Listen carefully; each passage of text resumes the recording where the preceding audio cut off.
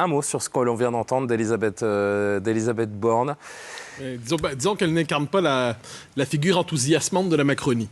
Elle représente de manière peut-être un peu excessive le côté technocratique et technique d'une Macronie qui ne parvient à se définir politiquement, justement, qu'en disant nous avons le monopole de la République, le monopole de la raison, le monopole du C'est pas le discours le plus raisonnable. mobilisateur qu'on ait entendu dans l'histoire de la Ve République qu'on vient d'entendre en direct. Je pense qu'on est dans le domaine funèbre avec la voix de la SNCF. Mathieu Bocoté, Sympa, le allez-y. discours du Premier Mais ministre. donc il y a cette part-là, et ensuite c'est l'enregistrement. Alors c'est particulier, c'est l'enregistrement d'une Bienvenue défaite. à bord de notre... S'il vous plaît.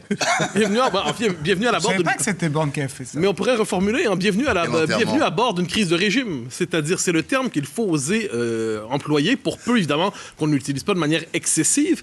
Et voilà une force qui prétendait avoir le monopole sur la raison démocratique et ainsi de suite, qui est débordée parce qu'elle s'entête à appeler les extrêmes.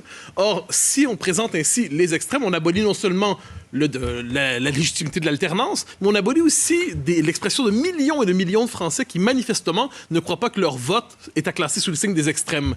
Donc, je pense que le premier devoir du pouvoir consistera à reconnaître la légitimité de ceux qui ne s'opposent, qui ne se sont pas ralliés à lui.